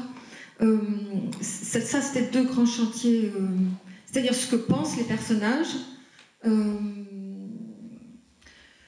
Je me rendais bien compte que c'était vraiment la zone où les stagiaires étaient telle la poule devant le couteau, c'est-à-dire la solution c'était de le faire dire au personnage, et c'est en général la plus mauvaise. Donc ce travail de transformation de l'intériorité à faire tous ensemble en faisant des hypothèses d'action évidemment, c'est-à-dire faire comprendre que quand on travaille sur le scénario, il faut travailler d'une part sur l'âme de l'histoire, mais ensuite sur ce qu'on pourrait appeler sa motricité, la façon dont elle avance en fait. Bon, tout ça, tout ce mariage-là, c'est vraiment passionnant à faire au sein d'ateliers comme ça, avec des gens dont la fiction est la vie. Et c'est voilà, c'était un exercice passionnant à faire. Je me suis rendu compte que souvent les gens voient le scénariste comme une personne qui met une trame au point, c'est-à-dire qui goupille, on part du point A et on arrive au point B, et puis voilà. Et il suffirait de vendre ça, d'en avoir plusieurs sous le bras, et c'est pas du tout ça. C'est-à-dire, c'est inventer un monde complet, son économie, ses visages, ses paroles, de A à Z. C'est se reposer la question de tout, en fait. Et c'est ça qui est vraiment passionnant, comme ça l'est pour un romancier. Dans cette mesure-là, pour moi, il y a vraiment peu de différence, en fait. J'ai perdu le fil. C'était justement sur les différences, sur peut-être les points qui, au contraire, étaient des points d'écart, en fait, enfin, des écarts dans la perception, et notamment peut-être sur ce rapport, alors, qui paraît assez évident, c'est-à-dire qu'on dit souvent, voilà, le romancier est dans son travail assez solitaire, alors que... Mais c'est aussi un rapport, je dirais, on a parlé d'économie, c'est un rapport économique aussi, là pour le coup on va entrer dans le vif du sujet, mais voilà, le romancier rend à un moment un manuscrit à son éditeur, il se passe des choses ou pas. Oui, et c'est là qu'on a eu une discussion là-dessus, et vous étiez surprise sur le fait que la plupart des stagiaires en fait disaient il ne se passe pas grand-chose. Voilà, à ce moment-là, justement. Alors que pour vous, c'est une phase différente. Justement, il se passe plein de choses. Oui, moi, évidemment, ça me passionnait d'avoir leurs témoignages sur leur rapport avec leurs éditeurs. Et c'était des conversations pendant les pauses passionnantes et à l'occasion effarantes, parce que ces gens publiés, ces romanciers, romancière me disait non, moi j'ai reçu un coup de fil et puis on m'a dit c'est bon. Et alors je disais mais on vous a pas dit qu'il y avait une zone où peut-être ça pouvait être mieux ou différent ou c'est super mais par exemple, ce qui pour le scénariste est vraiment l'ordinaire en fait. Enfin c'est super, c'est jamais ce qu'on nous dit, mais en revanche bon. Eh bien, je ne sais pas, dans 95% des cas, ces gens étaient tout seuls. Ils avaient envoyé par la poste un manuscrit à quelqu'un qui leur avait dit un jour « Nous vous publions ». Le livre sortait. Je pense qu'ils étaient assez seuls aussi dans cette étape-là. Et voilà, et l'aventure était vécue. C'est-à-dire que aucun dialogue n'avait jamais eu lieu avec, avec la chose écrite. Voilà, c'est bien pour ça qu'on fait tout ça quand même. Pour à un moment donné, se mettre à parler à quelqu'un ou plusieurs personnes, etc. Voilà, donc j'ai trouvé ça très triste et du coup, je pense que cet exercice régulier en groupe, c'est-à-dire dans un atelier, c'est vraiment chacun prend la parole sur le travail de chacun et c'est un travail de polissage régulier. J'ai l'impression que pour certains, l'expérience était, je vais peut-être pas aller jusqu'à salvatrice, mais faisait en tout cas du bien. Le retour, quoi, c'est pas pour pas paraphraser le... Mais voilà, qu'une voix s'élève à un moment. Voilà.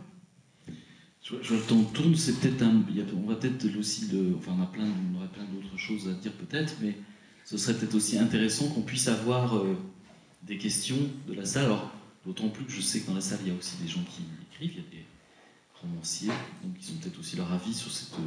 Et puis il y a aussi des cinéastes. Ce serait bien qu'on ait la lumière, on a envie de vous voir. On se sent un peu seul là pour le coup. C'est un peu ça, voilà. Ah, c'est super. Voilà. Ah bah oui, il y a des délires. Donc il y a des questions, voilà. Moi j'ai une question, dis-moi là, où j'ai mal compris, où il y a un petit souci, tu proposes un projet cinématographique par voie épistolaire à Modiano, il dit dehors superbement. Alors la concierge est peut-être tombée dans les pommes, où il arrive à DPTT, le projet arrive à la télé, et là c'est oui. Non. Est-ce que tu lui as parlé après de cette lettre? Non, là tu as fait une ellipse, comme on dit au cinéma. Ah ouais. Bon, tu as fait une ellipse. 10 ans avant, j'avais eu envie de faire ça, j'avais envoyé ça et j'ai pas eu de réponse. Puis quand j'ai décidé de faire pour la télévision, quand j'ai demandé les droits à Gallimard, ils m'ont été donnés. Et après, j'ai envoyé le texte à Modiano qui m'a dit « Je ne veux pas, c'est votre affaire, débrouillez-vous, je vous dirai si ça me plaît quand il sera fini. » Voilà, ça c'est la deuxième étape 10 ans plus tard. Donc là-dessus, il n'y a pas eu de... La seule chose qui est très particulière, c'est que je ne l'ai jamais rencontré et que ça a été une histoire assez amusante, c'est-à-dire amusante et en même temps j'aurais bien aimé le rencontrer, c'est-à-dire qu'à un moment donné, comme j'ai inventé une scène de jazz dans les années 60, il voulait bien venir, il avait envie de venir dans la boîte de nuit qui était à Pigalle, que je transformais en boîte de jazz, il m'a dit je passerai. Il n'est pas passé, ou il était malade ou il était en écriture à ce moment-là, donc il n'a pas pu passer. Et après, quand on devait voir le film pour qu'il donne son assentiment, il devait le voir avec la personne qui avait traité les droits de chez Gallimard. Et donc, ils devaient le voir ensemble, à deux. Je me disais, bon, c'est au moins, ils sont à deux, ça va. On ne sait jamais qu'est-ce qui va se passer, etc. Il a refusé. Et il a demandé à la personne de Gallimard de l'envoyer le DVD chez lui pour qu'il le voie tout seul. Donc, là, j'ai un petit peu, tu vois, c'était un peu comme les scénaristes, comme je disais tout à l'heure. Moi, je me disais, putain, s'il dit qu'il n'aime pas le film, qu'est-ce qui va se passer? Il va être viré de la télé, mon film n'a jamais passé, n'importe, je ne sais pas quoi. Il a donc téléphoné à Gallimard en disant qu'il aimait le film, que c'était un travail qui correspondait à... Voilà, que c'était très bien, que c'était... Bon, voilà. Et puis, Gallimard m'a rappelé pour me dire qu'il aimait le film. Et puis voilà. Donc, on en est resté là. Et après, j'ai posé la question comme à la personne qui m'a dit, oui, il trouve que c'est un très bon travail, mais c'est votre œuvre, donc il n'en discute pas. Mais voilà. Donc, mais c'est le personnage qui est comme ça. J'étais déjà tellement heureux de pouvoir le faire à ma manière, qu'il soit accepté, qu'il trouve que c'est un bon travail. Ça m'a suffi, moi, mais bon. Pour te répondre. Une autre question là-bas. Oui, à vous écouter, j'ai l'impression que le scénario est un travail d'écriture sur commande. Pour faire court. La deuxième partie de ma question, c'est est-ce qu'il existe dans l'histoire du cinéma des scénarios solitaires? Qu'est-ce que vous entendez par scénario solitaire? Des gens qui ont écrit un scénario, mais sans qu'on... Madame était justement en train d'en parler, c'est-à-dire c'est un travail d'écrivain sans aucun rapport avec une relation pendant l'élaboration du scénario avec le réalisateur. Ah, si. C'est un dialogue permanent pendant l'écriture. Oui, pardon.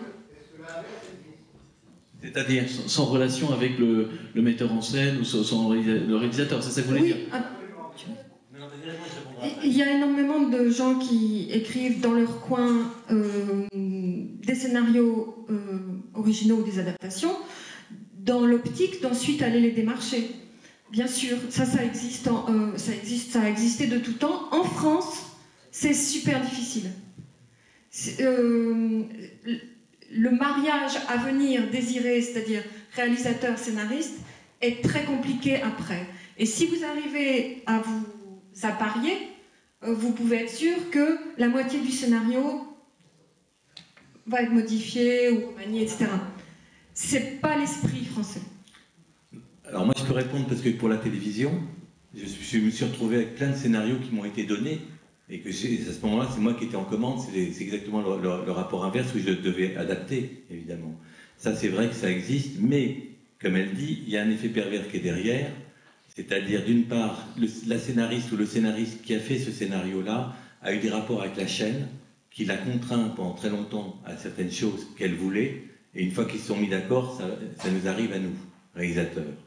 Après, nous, on a aussi toute la difficulté de ce que pourrait être une adaptation contrainte, puisque c'est pas un choix, de pouvoir se dire, tiens, dans le scénario, là, il y a des choses qui vont pas, ou j'aimerais bien changer, et on a peu de pouvoir dans la mesure où ça a été décidé par la chaîne, que c'était ça qu'ils voulaient, que c'était leur scénario, et qu'après, nous, on n'a plus... Parce que je pense que, de toute façon, quand on fait un film, c'est un élément de collaboration. C'est-à-dire que sans la collaboration entre le scénariste et le réalisateur, des choses se perdent. Hein, et si après on se retrouve, nous, moi ça m'est arrivé d'adapter, bon je vais donner des exemples simples, parce qu'il y a une scénariste qui a travaillé avec Chéreau, qui est Daniel Thompson. Moi j'ai fait 2 films avec Daniel Thompson, juste après qu'elle a fait même Prends mon train. Bon, j'ai fait ça pour la télévision avec Michel Morgan.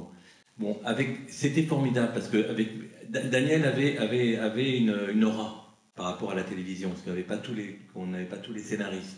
Donc quand je suis arrivé, qu'elle m'a donné le scénario, je suis parti en Belgique pour préparer un film, je me suis aperçu que les trucs ne marchaient pas, et je l'ai appelé, et on a discuté, et on a trouvé des solutions ensemble, et c'était formidable, et le scénario n'était pas fermé. Un scénario fermé, c'est très, très, très, très dangereux, quoi.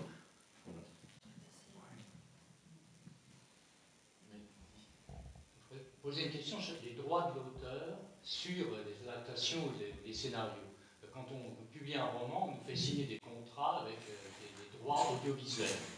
Et alors, si quelqu'un rachète ces droits audiovisuels, qu'est-ce qu'il peut faire? Ce qu'il veut avec le roman, ou est-ce que l'auteur a encore un peu de droit et peut encore s'impliquer dans le scénario, ou alors est-ce que c'est vraiment à la demande? À mes yeux, pardon, Alain, tu me corrigeras, mais à mes yeux, c'est au cas par cas, en fait. C'est vraiment la nature du contrat que vous êtes désireux de signer qui va décider de tout. Il faut prendre toutes ces... Voilà, si vous êtes un auteur et que vous cédez vos droits, il faut bien se poser la question. Est-ce que solution A, la plus simple, je cède mes droits, c'est de l'argent, je considère que voilà, mon œuvre va avoir une autre vie, il faut que je sois tranquille avec ça. C'est la position de pas mal de romanciers, en fait. Et après, il y a des romanciers qui souhaitent intervenir dans le scénario. C'est rarement souhaité par les productions, mais évidemment, ça arrive. Parce que, bon, dans Modiano, il répond d'une certaine façon, il dit « Moi, je suis un très mauvais lecteur de mes propres livres. » Donc c'est un peu ça. C'est-à-dire que si on veut, quand on fait une adaptation, en fait, avec quelqu'un, Modiano, quand il fait de la Combe Lucien, il fait autre chose qu'adapter un de ses livres. Hein, par exemple, avec Lui-Mal. Mais pour beaucoup, c'est comme ça aussi. Parce que souvent, l'intérêt d'un auteur, c'est voir qu'est-ce qu'il va apporter, la personne qui adapte, ou ce qu'ils vont faire le film, qu'est-ce qu'ils vont pouvoir apporter que lui n'avait pas découvert dans son roman. Comment ça va se prolonger? Alors évidemment, si c'est des gens de qualité, ça va être formidable. Si les gens détruisent le roman, c'est autre chose. Hein, mais disons, en règle générale, c'est un apport. C'est pas une trahison. C'est souvent ça. Moi, je le vois comme ça, en tout cas. Alors, pour répondre aussi de manière plus juridique, en fait, à la question, votre éditeur, en fait, quand il vous fait signer un contrat concernant l'adaptation audiovisuelle, d'abord c'est un contrat séparé du contrat. C'est important. Avant, c'était ensemble et maintenant, ils sont séparés. C'est obligatoire. Voilà. Voilà, ça ne peut pas être le même contrat. Et je ne crois pas que dans ce contrat, il y ait des choses qui stipulent vos droits de regard, etc. Ça se passe après, en fait. Ça se passe au moment, peut-être, d'ailleurs, où l'option est posée, je ne sais pas bien. Ou en tous les cas, ça se passe après. Mais ça pose quand même la question toujours, qui n'est pas complètement résolue, me semble-t-il, du point de vue juridique, pas du point de vue, de la question du droit moral, en fait, qui reste toujours présente, puisque le droit moral est inaliénable et n'a pas de limite dans le temps. Ça veut dire en fait que dans le droit moral, c'est que l'auteur originel en fait, voilà, a toujours un droit de regard sur ce qui est fait avec son œuvre, toujours, voilà, quoi qu'il arrive. Alors je sais qu'après, il me semble qu'en fait, si le droit moral ne s'applique pas toujours et que voilà, on peut retirer le nom, etc., il faut quand même être assez réaliste. C'est pour des raisons plus économiques. Faire un film, évidemment, c'est très cher. On n'est pas dans la même économie que tout à fait dans l'économie du livre. Donc il est évident que chacun prend ses garanties avant, et puis au pire, ce qui s'est passé par exemple avec Modiano et le Comte, il retire son nom générique. Voilà, ça n'a plus rien à voir. En gros, il dit, ça n'a plus rien à voir avec mon œuvre. Voilà. Ça permet au film d'exister, et de dire que finalement, c'est deux choses qui n'ont rien à voir. Entre-temps, il a quand même pris l'argent, et voilà, c'est pas... C'est vrai que ça permet d'avoir aussi une distance pour l'auteur par rapport aux gens qui font l'œuvre. C'est-à-dire que s'il retire son nom, ou s'il ne retire pas son nom, ça lui permet de... Parce que s'il s'implique dans l'écriture directement, et que le film est raté, alors là, il est dans la merde la plus totale, pour lui. Mais juste pour être complète, dans cet atelier d'initiation à l'adaptation de romans, les exercices consistaient à adapter des nouvelles, en l'occurrence cette année-là de Thomas Hardy, c'est-à-dire les stagiaires ne travaillaient pas sur leur œuvre. Là, je pense que tout le monde aurait été paralysé et ça n'aurait rien donné. Et voilà, de travailler sur quelqu'un d'autre, ça donnait une énergie à tout le monde en fait. Et ça permet un apprentissage beaucoup plus rapide en fait. L'atelier en question, c'était des romanciers qui apprenaient à adapter dans l'absolu, à adapter de la littérature au cinéma. Oui. Alors, je vais te répondre. À terme, la conclusion de l'atelier, c'était de les rendre capables de faire un dossier de présentation et de pistes d'adaptation de leur œuvre, mais fort de cette expérience-là. Voilà. Ce que je voulais dire, c'est que moi aussi j'ai été confronté à ça, parce que j'ai fait dans un atelier d'écriture avec des écrivains pareils, c'est qu'il y a beaucoup de romanciers qui, pour gagner de l'argent, voudraient que ça passe directement au scénario, qui voudraient les écrire eux-mêmes.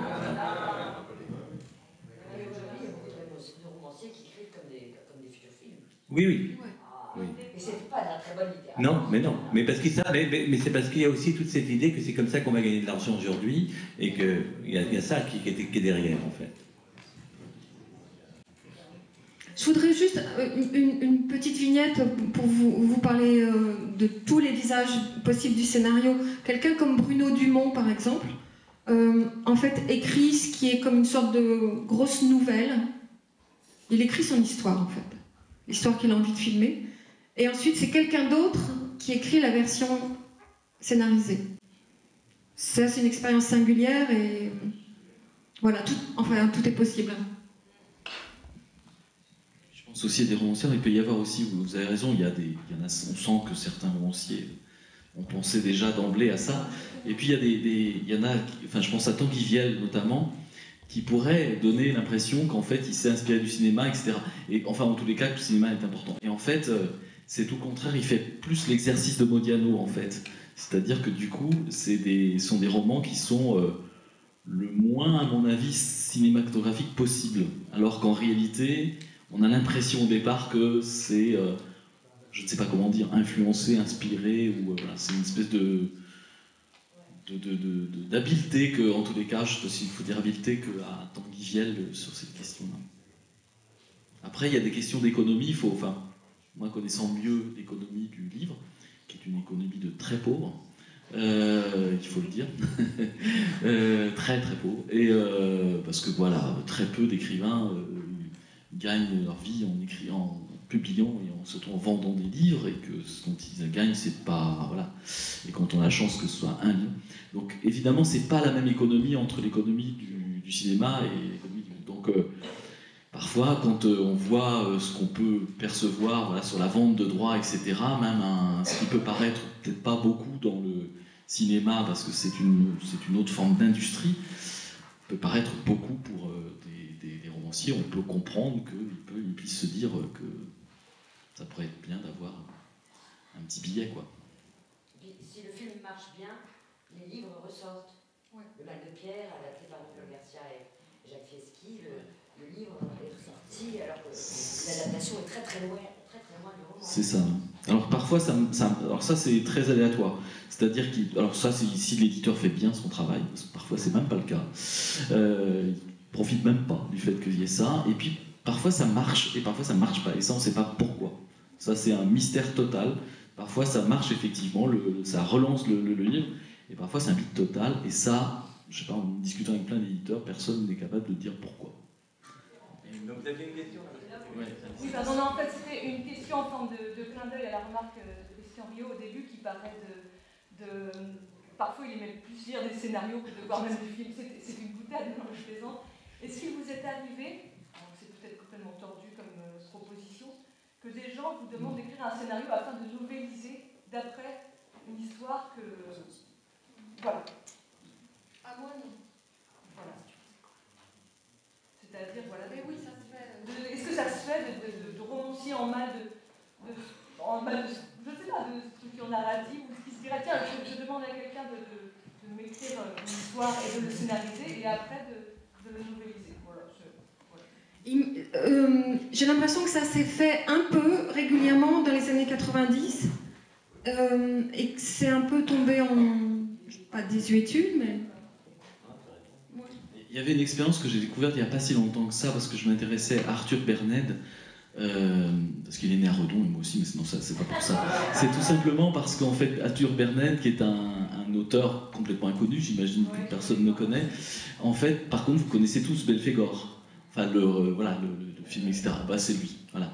Et en fait, Belphégor, c'est quoi? C'est un ciné-roman. Et dans les années, je crois que c'était dans les années 10-20, en fait, il y a une société qui s'appelait Ciné-Roman, qui a été créée à Nice, je crois, par quelqu'un dont j'ai oublié le nom, et qui commandait comme ça, en fait, à des gens romanciers. Alors, Arthur Berned, il a écrit pas loin de 200 romans populaires. Hein, voilà. Il était très, très, très, très lu, en fait, à l'époque. Et en fait, il écrivait en fait, un scénario qui est adapté, et en même temps, ça faisait un feuilleton, et en même temps, ça pouvait devenir un roman. Voilà, c'était en fait, et c'était une vraie industrie. C'était un gars à Nice, alors je ne sais plus son nom, c'est une société qui est née, je crois, en 1918 ou 19, et qui a vécu jusque, je crois, la Seconde Guerre mondiale. Enfin, je sais parce que j'ai trouvé ça intéressant. Enfin, donc c'est pas nouveau, parce que c'était le début du cinéma, enfin pas tout à fait le début, mais voilà, du cinéma. Oui, vas-y. Est-ce que les scénaristes de bande dessinée sont encore plus proches de l'adaptation cinématographique? Ça dépend, ils font beaucoup de plans, on n'a plus le temps de les tourner, on en tourne autant.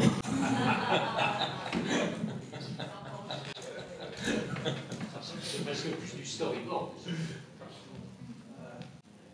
Après, je sais pas, pour en fréquenter quelques-uns, je crois que c'est encore un autre support. C'est quand même, je ne suis pas complètement convaincu. C'est-à-dire que je crois que c'est encore une autre façon de penser le rapport à l'image, le rapport à ce qu'on peut faire avec l'image BD, en fait. Pour en avoir aussi lu des scénarios de bande dessinée, c'est quand même singulièrement différent. Je ne suis pas sûr que ce soit plus simple à... Voilà. Moi, je trouve que c'est même assez rare. Moi, qui lis un peu aussi des bandes dessinées, il y a un auteur japonais qui est Taniguchi. Alors lui, oui, parce qu'on dirait qu'il fait du cinéma d'ouzou. Donc on a des vraies histoires avec des personnages très très très très précis, il n'y a pas 36 000 cases dans tous les sens, et c'est des histoires très profondes, intérieures, et là on se dit, tiens, là il y a du scénario. Parce que la bande dessinée, c'est souvent il n'y a pas de scénario, ou il y en a peu, quoi. Sur les personnes, le développement des personnages, il y a beaucoup d'actions, mais bon. Je t'en présenterai où il y en a. Je ne connais pas. Vas-y. Si je peux me permettre d'intervenir sur la question justement de la bande dessinée, du scénario. Je voudrais préciser une chose, je suis un ancien storyboarder.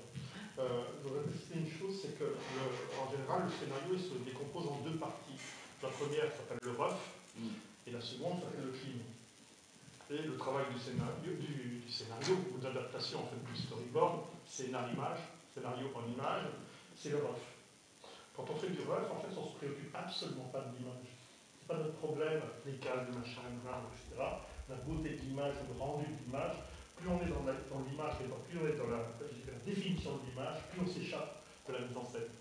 Donc, il ne faut pas du tout confondre le scénario et le bande dessinée, ça n'a strictement rien à voir. Effectivement, il y a des gens qui viennent du cinéma qui vont vers la bande dessinée et inversement, mais ils savent très bien ce qu'ils font. Mais ce n'est pas la même chose. Pour donner un exemple, dans une séquence de scénario tel que je le pratique moi, ce que vous avez, ce sont les dialogues entre les personnages, leur déplacement et la nature du décor. Il est évident que quelqu'un qui dit une monstruosité en tournant le dos à son interlocuteur ou au contraire en lui faisant face, c'est complètement différent. Donc tout ce qui a rapport au sens doit être dans la séquence. Mais tout est convoqué là pour le coup.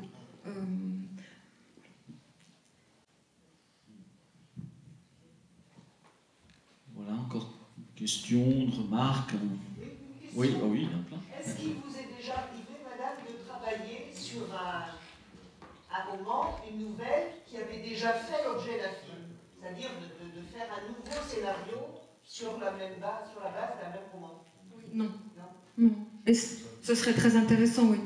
Parce qu'il semblerait que quelquefois ça donne des résultats tout à fait différents. Oui, bien sûr. Oui, bien sûr. C'est pour ça que je dis la clé, c'est une adaptation pour qui? Pour quels yeux? Pour quelle âme? Pour quel artiste?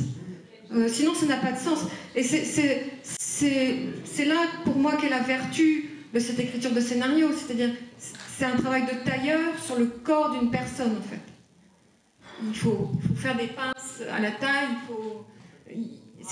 c'est tout ça que je trouve formidable, moi. Nous aussi.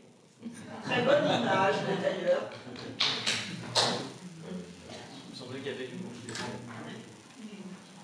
C'est pour madame. J'aurais voulu savoir si vous avez l'habitude de travailler avec les dialoguistes, si ça existe encore, et si vous pouvez donner une différence entre le scénariste et le dialoguiste, si vous pouvez dire la nuance. Alors, bien sûr que ça existe encore. Bon, le dialoguiste, je pense, le plus connu en France, c'est Michel Audiard.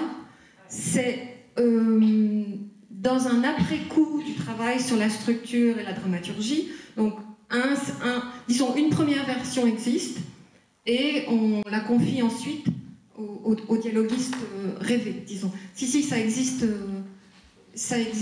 encore, bien sûr. Moi, c'est ce que j'adore écrire. Donc, si on me prive des dialogues, je préfère faire un tour dans mon jardin. Plutôt, voilà. Ça me semble tellement être le corps de la matière que si j'y ai pas accès, c'est pas la peine. Mais des équipes se constituent ainsi. Des gens se cooptent pour travailler ensemble. Ouais. J'ai répondu à votre... Oui.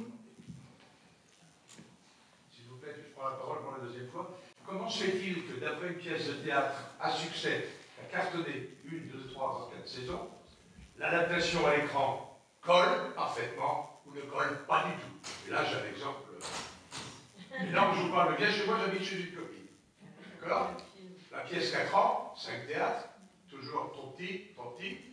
Et après ça, on va faire une adaptation cinématographique qui n'a pratiquement rien à voir avec la pièce.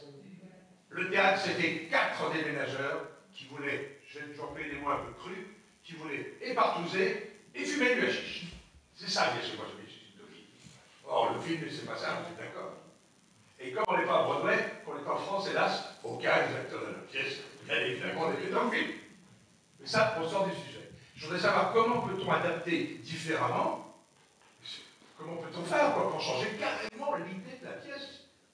Est-ce que l'adaptateur peut faire tout? C'est plus d'adaptation, c'est carrément autre chose. Mon souci, il est là. Je l'ai vécu personnellement, je sais de quoi je parle. La question, c'est... Enfin, la question, c'est qui est aux manettes de l'objet final. Si la pièce marche au théâtre, c'est que le metteur en scène aussi. Je veux dire, le texte est génial, mais le metteur en scène... Voilà, aussi. Mais il y a 10 répliques, madame, 10 répliques qu'ils ont pompées, qu'ils ont gardées. Ouais. Non mais si tu veux, on peut dire comme ça, c'est que c'est un film de Lecomte à l'époque. Ouais. Donc Lecomte a un certain pouvoir, le metteur en scène à ce moment-là, suivant ce qu'il a fait, il a un certain pouvoir, et qu'il a fait une proposition. Non, moi je vais parler de manière sauvage, parce que je ne sais pas toute cette histoire et ça m'amuse de te répondre. Juste ça, j'imagine qu'il s'est dit, tiens, on me propose ça, qu'il n'aimait pas la pièce. Il n'aimait pas exactement ce qui s'y passait, mais qui se disait, tiens, ça me fait faire un film, ça serait peut-être pas mal. Qu'est-ce que je peux tirer de cette pièce qui pouvait m'intéresser? Je vais faire cette proposition, et cette proposition a été acceptée, c'est tout. Il faut le voir comme ça. Il faut le voir de manière très pragmatique. Il faut le voir de manière très pragmatique. Il faut savoir aussi que c'est Zidi qui a acheté le titre pour une grosse somme, et qui l'a revendu à la fois. C'est une histoire de fou. Oui, mais ça, bon, ça c'est les titres à l'époque. C'est vrai que c'était des choses qui étaient importantes, parce que moi je me rappelle Ferreri, une histoire qu'on raconte souvent, qui sort de chez lui, puis il rencontre Rassam pour faire un film. Il dit, t'as une idée d'un film? Il lui demande Rassam à Ferreri. Il lui dit oui, c'est un mec qui bouffe tel, parce qu'il était devenu gros. Il dit oui, c'est un mec qui bouffe vraiment et qui va mourir parce qu'il bouffe trop. L'autre lui dit ah, c'est la grande bouffe. On va faire. Et puis voilà comment c'est parti. Hein. Donc les titres partaient comme ça à l'époque. Donc c'est vrai que ça jouait de cette façon-là, c'est-à-dire que les films se montaient facilement, que c'était pas le contenu toujours, mais le titre des mêmes titres pouvaient emplir d'autres contenus, d'autres vases, comme ça on peut dire comme ça, et que ça fait partie de l'histoire du cinéma, ça fait partie de l'histoire du spectacle. Il y a plein d'exemples comme ça, et voilà. Donc il ne faut pas se dire, tiens, ça marche au théâtre, parce que c'est vrai que le théâtre et le cinéma, ça ne marche pas de la même façon. Donc c'est normal qu'à des moments les gens se posent des questions autrement et tentent, à partir de quelque chose, de faire autre chose. Voilà, on va peut-être... C'est un peu sauvage, hein, mais bon. Une dernière question, puis après on va s'arrêter. Une question pour madame. Est-ce que vous savez s'il y a d'autres stages d'adaptation à la Félis ou ailleurs qui sont organisés? Ça continue, oui, n'hésitez pas. Je crois que ça débute toutes les années, la sélection c'est en janvier, je crois. Le dossier est facilement accessible sur Internet. Merci. Je vous encourage à le faire, c'est super. Enfin, je le fais plus, c'est pas ça que je dis, mais c'est super. Merci, donc on va s'arrêter là parce qu'on a un petit peu débordé du coup. Voilà, moi je voulais remercier vraiment énormément Alain et Anne-Louise d'avoir partagé avec nous cet après-midi.